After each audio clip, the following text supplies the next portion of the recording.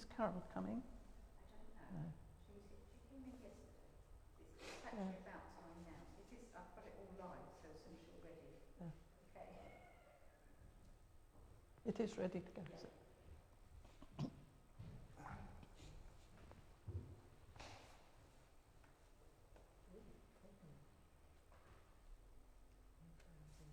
Well, we'll get started. Good afternoon, everyone. Good afternoon. Very pleased to see you, particularly on such a busy Sunday in the church's year. We've reached session number 28. We're over halfway now.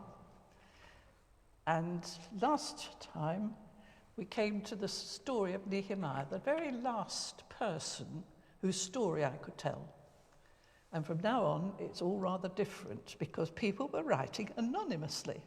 And I'll explain that later on, but it does mean we don't know who wrote what. Anyway, let's get started. Nehemiah was the last of the great historical characters in the literature of the Old Testament as we have it. That is, excluding the books now in the Apocrypha, which were rejected by Martin Luther. And this raises all sorts of questions, because Nehemiah lived several hundreds of years before the time of the New Testament, and we're left to wonder why we do not seem to know more of what went on in the missing years. It encourages people, I'm afraid, to jump straight on into the Roman era without realizing what they're missing. Even the very exciting stories of the Maccabees, who had such a big influence on Jerusalem in their time. But we shall not miss out. We can, however, ask questions and try to find the answers from all sorts of sources. Well, at first, all was well. There was very little to record. Politically, Persia was in full control, with very little opposition. No notice was taken of Jerusalem, because Persia wasn't interested as long as there was no trouble and as long as the required tribute was paid on time every year. Nehemiah's influence carried on for quite a long time. The high priest and the temple dominated the city under the supervision of the Levitical policemen. Do you remember how Nehemiah had organized them? And their income was now independent of dues from the temple treasurers, and therefore they were promoted to policemen to keep the priests in order. And the people of Jerusalem continued socially, mainly in two groups, a very small, separatist, hardline, strict, purist group of Jews, and the majority of more liberally minded people, while the poor, of course, just didn't count. As time went by, however, the pendulum inevitably began to swing. Do you remember? Nehemiah had sacked the hereditary high priest and installed another family to take his place. And we can only wonder how that situation had continued. Frustratingly, we do not know. Maybe there were internal struggles, but any records of them have not survived among the records of the priests. The Levites continued to police the temple personnel and their activities, as well as maintain the sanctity of the Sabbath day. Remember, they had to lock the gates from Friday evening to Saturday evening, that nobody could get in and nobody could get out. The Sabbath was secure. They had become very influential again out in the countryside, where they had started and established synagogues. Synagogues for Sabbath day worship, as they had done in Babylon. And they became the teachers again, the forerunners of the village rabbis that we hear about later on. But always the emphasis in the synagogues and from the Levites was on the Deuteronomic law. Well, that all remained unaltered for quite a long time. But in time, the priests began to assert themselves, and as that 4th century went by, little by little, little by little, the Levites found their status and power gradually being reduced, until, once more, they were merely the temple servants and singers again. So their day was over, virtually. In Jerusalem, the purist separation movement also began to wane because they wouldn't socialize with non-Jews, while the more liberally minded priests continued to make alliances with the wealthy landed gentry, with whom they enjoyed their banquets. Remember, the separatists wouldn't even eat with people who weren't proper Jews. The priests had no such qualms. They enjoyed their banquets and more liaisons through marriage, becoming, in the process, the aristocrats in society, as well as in the temple. It's time now to meet the professional scribes. Let's have a look at them. Scribes were the people who wrote. They were educated, could not only read, they could write as well. Very important people. They worked to preserve and promote the scholarly books of law, histories, and the prophets, which continued to come from Babylon. The scribes are becoming more and more important. Do you remember, as the scrolls wore out, it was their job to copy them again and refresh them so that they were always present. But they were more knowledgeable than ordinary people in matters of the law because they were constantly recopying the scrolls and knew their contents well.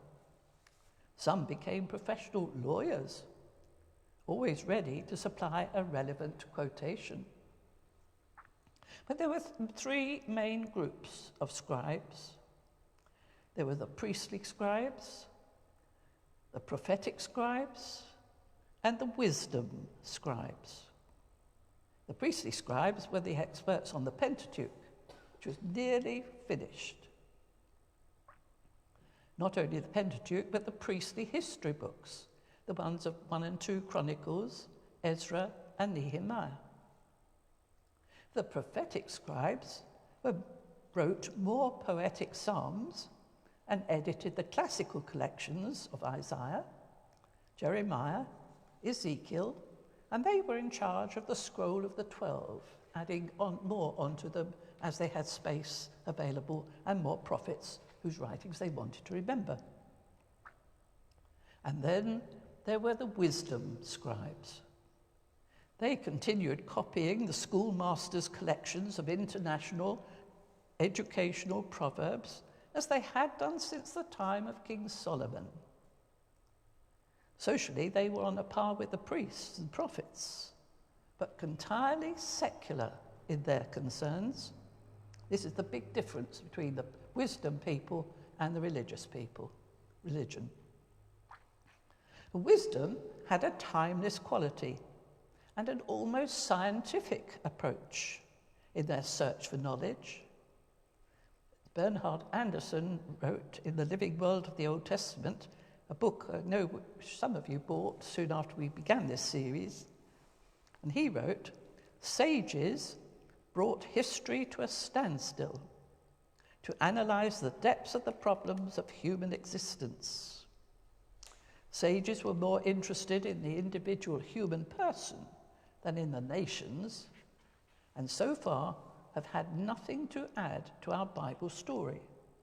But that is now about to change." There are two recognizable types of wisdom literature in the Old Testament. The first is the familiar one. We call it prudential wisdom, taught by parents and schoolmasters to the young, usually in short, pithy proverbs for easy learning, on how to avoid danger. Don't touch the fire. It's hot. You'll get burnt, sort of thing. And then on how to succeed in living a good life. Prudential wisdom. And this all compares very well with the international wisdom of the times, both in Egypt and Babylon, and it's mainly secular in character. Remember that. The second is new.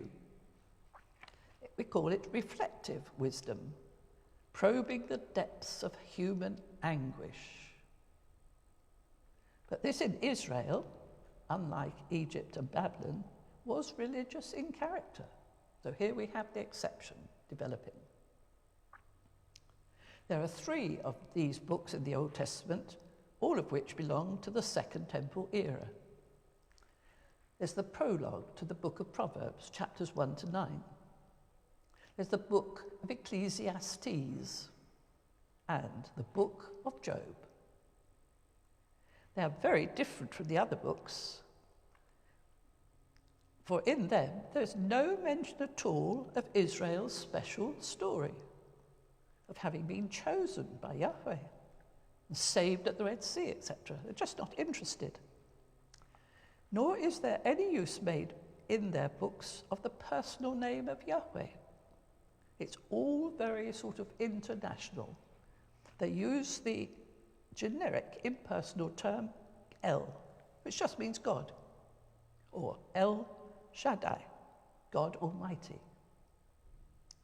And yet, these 3 books are an integral part of the Old Testament, legitimate products of Israel's own religious wisdom tradition. Its motif is the fear of the Lord is the beginning of wisdom, quite different, you see, from secular wisdom. And their emphasizing of the law, of course, is embedded in all 176 verses of Psalm 119. Don't know if you've ever done that from first to last, but it's all about keeping the law and being in good terms with God. Its sages maintained that wisdom was a divine gift from God, a charismatic gift bestowed of old on the elders in the gate. Do you remember the judges? They sat in the gates of the cities to pronounce judgments when there were squabbles. Well, the elders in the gate were the judges, a gift to the kings. Do you remember Solomon? His request for wisdom when asked what gift he would choose from God. But in later years, these sages, these schoolmasters, had receded in prominence because the prophets had taken centre stage all through part 2 of this course. But now in Jerusalem, in the era of the Second Temple, Jewish wisdom emerged and reached the peak of its development.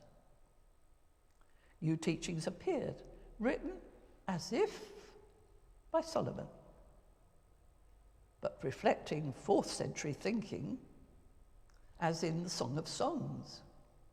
It was sometimes called the Song of Solomon. Psalms 72, 127, and the book called The Wisdom of Solomon, which is in the Apocrypha. And then there's the Odes of Solomon, which you've probably never heard of, and they are in the Pseudepigrapha. More of that later on. The scientific character of wisdom search is still evident, however, searching for the secrets of God's plan behind the whole of creation. Proverbs chapters 1 to 9 was written as a prologue to the original text of Wisdom Proverbs, which probably do date from the time of Solomon. And those chapters are a brilliant exposition of the sages' frustration in their limited limits of understanding such mysteries as creation. They tried, but they could only get as far as personifying wisdom, turning wisdom, the concept of wisdom, into a person, so that they could talk about her. But wisdom for them was a feminine word. And as the child of God who was present at creation, well, she, Dame Wisdom, is quoted saying, Yahweh created me at the beginning of his work. Ages ago, I was set up at the first, before the beginning of the earth. And then I was beside him, like a master worker, and I was daily his delight.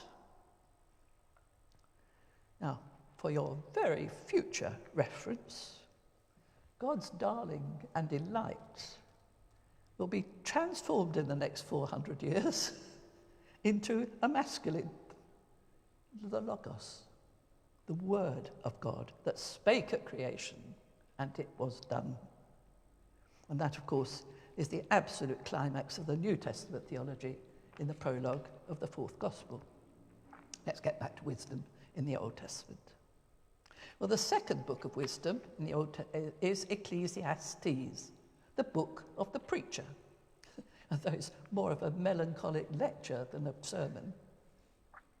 He challenged the simplistic teaching of Deuteronomy, that the good are rewarded in this life and the wicked punished. Very simplistic. And he tackled it. It's written, this book of Ecclesiastes, in the same style as the Persian Rubaiyat of Omar Khayyam. And it's dominated by the problem of death. And that's entirely new in Israel's thinking. They had no idea of anything beyond death. When one's body was merely thrown into the pit, had the name Sheol, which you meet sometimes. And the preacher gloomily reflects that all one's work has to be left for someone else to continue. And therefore, it would have been better not to have been born at all. His gloom emanated from his feeling of despair because God was so remote and quite unknowable. But we come to the third great book of wisdom in the Jewish tradition, and it's very different indeed. It's the book of Job. Many people misunderstand this book. It's not at all about the proverbial patience of Job in the face of suffering. It's a wisdom document. It begins and ends with an old folk tale. Starts with the story of Job, a very, very successful, pleasant man who lost everything and was even ill in the process. His wife died, his children died, his job faded, everything went wrong. Well, that's the beginning. And the end, well, we'll have that later on. But that's the story, a very old folk tale, and into the middle of it comes this wisdom treatise, all 40 chapters of it, written in prose, whereas the story is, written in poetry, whereas the story was in prose. Story language is prose, the wisdom literature here is poetry. And it speaks of God as El. The 40 chapters of it, and these poetic chapters, Job is not a model of patience, anything but. As he wrestles with the human question of anyone at any time, why do good people suffer? Well, Job is the equivalent of the proverbial everyman, looking into the depths of human existence. And this gives the book a very dramatic quality. But Job finds no answer to his suffering, even with the help of his friends. But he does probe more deeply into the basic relationship of any individual person with God. He goes on and on and on until he goes too far. Finally, God himself answered Job out of the whirlwind in chapter 38. How dare you challenge me? And I quote, I will question you, and you shall answer me. Who is this who speaks without knowledge? Where were you when I laid the foundations of the earth? Have you commanded the morning and caused the dawn to know its place? Have you entered the springs of the sea or walked in the recesses of the deep? Have the gates of death been revealed to you? Have you comprehended the expanse of the earth? Declare if you know all this. And so it continues all through chapter 38, 39, and into 40, until Job is completely out of his depth. It goes on again. Who argues with God? Anyone who argues with God must respond. But by now, Job is beginning to feel very small and humble in comparison. We get to chapter 42 before he gives his answer. I have uttered what I did not understand, things too wonderful for me, which I did not know. Therefore I despise myself and repent in dust and ashes. And then it goes into the folktale again, where everything's all right again. Job's sufferings are suddenly all over, and he, with a new family, live happily, well, not quite forever after, but for 140 years. Now, this profound book in the wisdom tradition of Israel does not answer the problem of suffering, but it does express a new style of personal relationship with God. Not a God of traditional religion to be contacted at the far end of a sacrifice, but the living God, who is far greater than our ability to understand. We can only surrender ourselves and trust him, as Job learned to do, accepting suffering, but in the confidence that we are always in God's hands and safe. Now, said Job, my eyes see you. I understand and I trust. Well, all this profound thinking and writing was happening during the years of the Second Temple in Jerusalem, independently of the ritual worship of God with sacrifices. And it's a great pity we just do not know more of those who wrote such wisdom. But another, less profound fashion was also developed during these years, and it came from the West, a very new experience. And it came from the Greek city-states that were developing and spreading their ideas along the many trade routes eastwards through the Persian Empire. And it's what is known to us as the classical style. That is, the idea that only that which was old was of any value. And the Jews were now writing as well as speaking in Aramaic, the language adopted for use in the Persian Empire, which they had learned in Babylon. But now they began to remember that they had a classical language of their own. And among their scholarly scribes, ancient Hebrew writing came back into fashion. See if we can find some pictures. That's Aramaic writing. And they learnt how to write again their own classical Hebrew, and it looked beautiful. Look at it.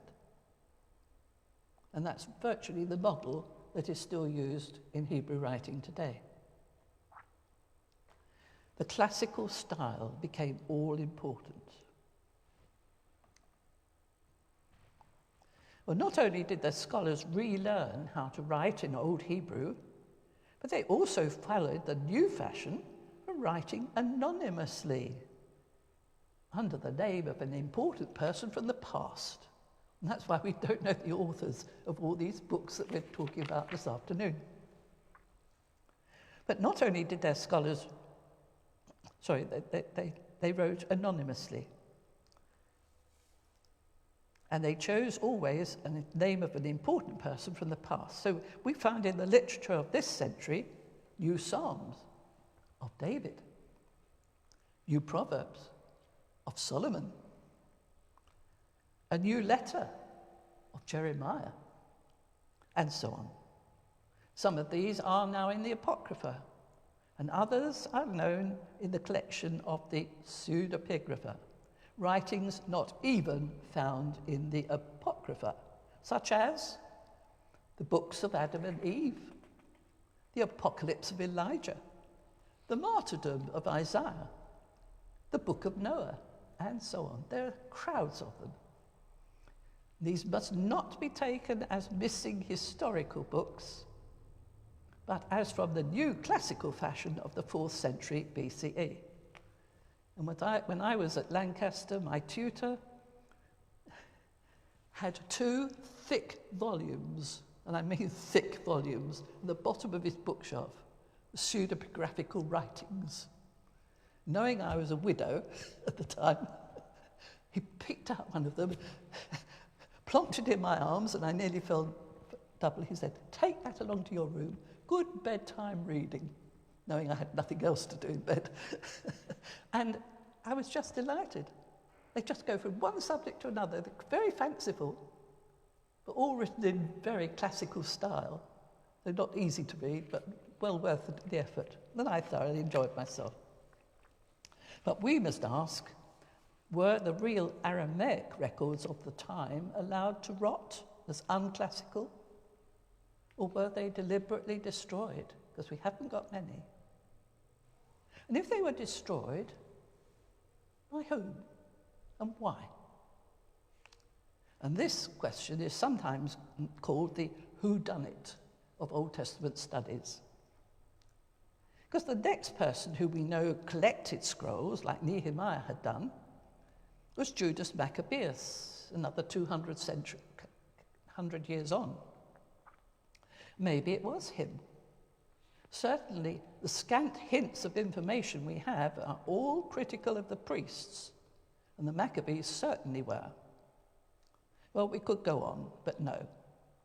It's time to return to the story of what was going on in the even wider world than only the huge Persian Empire. Well, during all this time, while life in Jerusalem had continued without political interference, there had been perpetual skirmishes and even wars going on as the Greek city-states developed and opposed the empire of Persia in the North Mediterranean area and Anatolia, or modern Turkey. They had greedy eyes on Persia. The Greek city-states were also casting greedy eyes towards Egypt, that most westerly satrap of the vast Persian Empire. In the year 4001, the Greeks had persuaded the Egyptian people to rebel against Persia, and unbelievably, they won. They won their independence to the great delight, not only of them, but the pro-Egyptian Jews in Jerusalem, who then had to keep a very low profile again, as the Persian soldiers arrived in the area, holding firm onto their frontier with Egypt in southern Judea. And during these years, the Athenians, Spartans, and the Persians were continually at odds with each other. In the time of Pericles,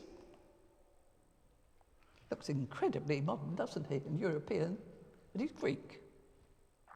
In the time of Pericles and the Peloponnesian Wars, if you remember such things from your history lessons. It took Persia 60 years before it could regain control over Egypt, which eventually it did in 363, a very significant date, 363.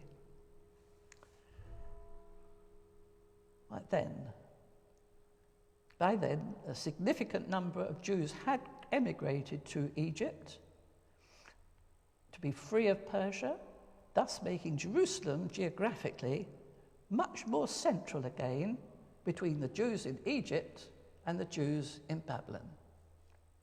But this date, 336 BCE, during the reign of the last king of Persia, Darius III, remember what he looked like?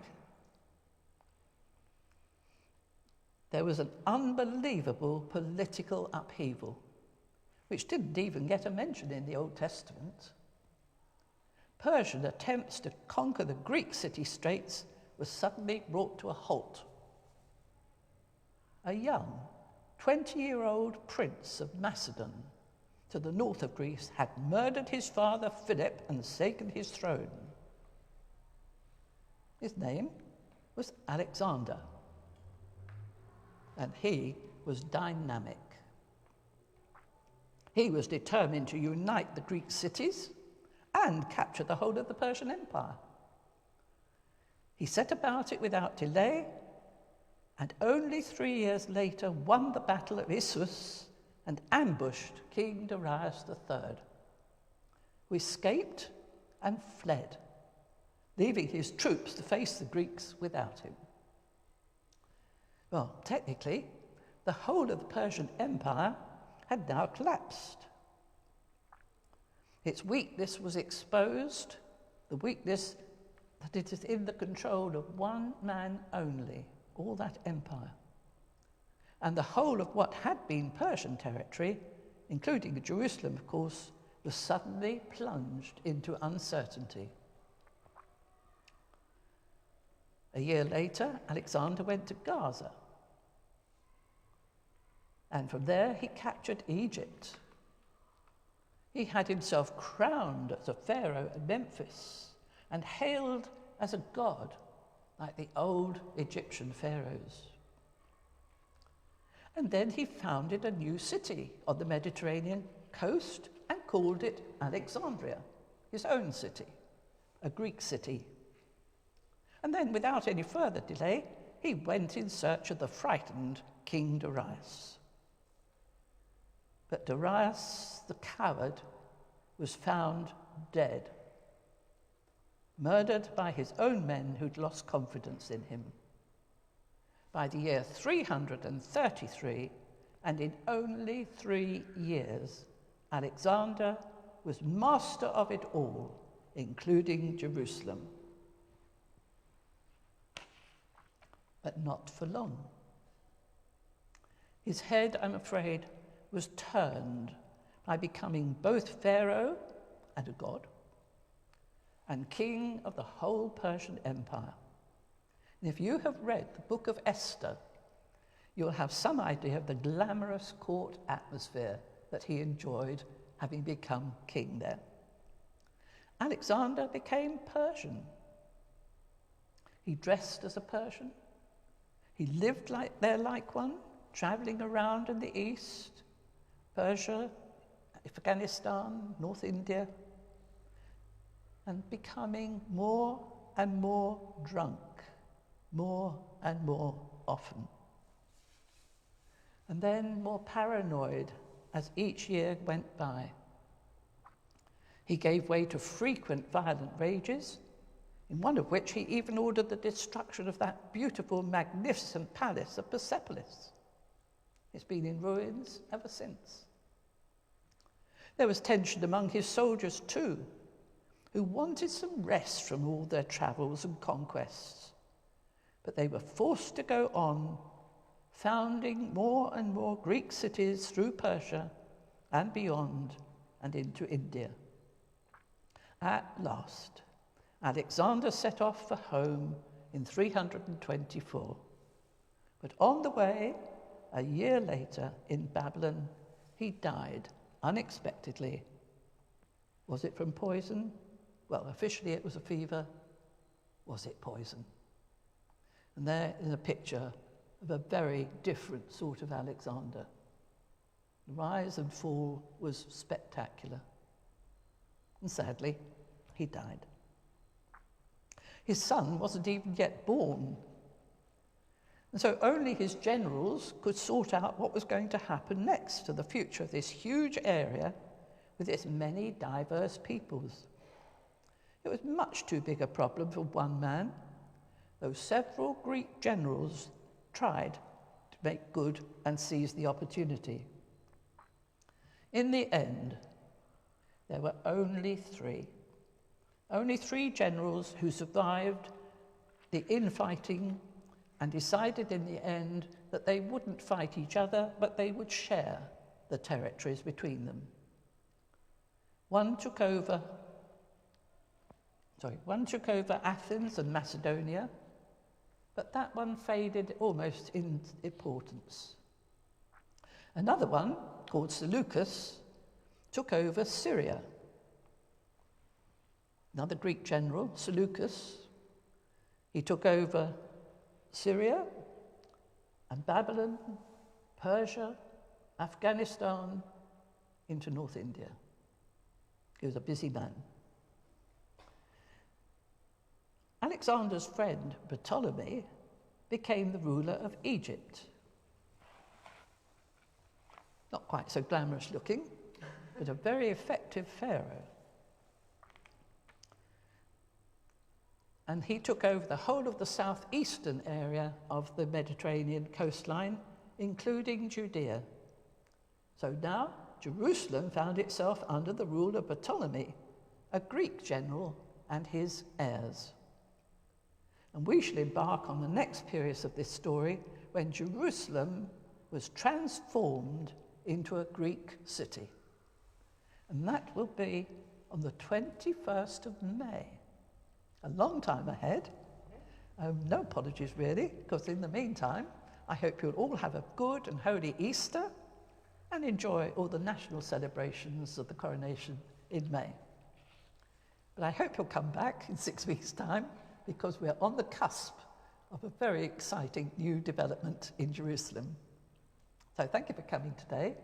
Take the notes and an Easter egg, which is on the table, and I look forward to seeing you in 6 weeks' time. Thank you.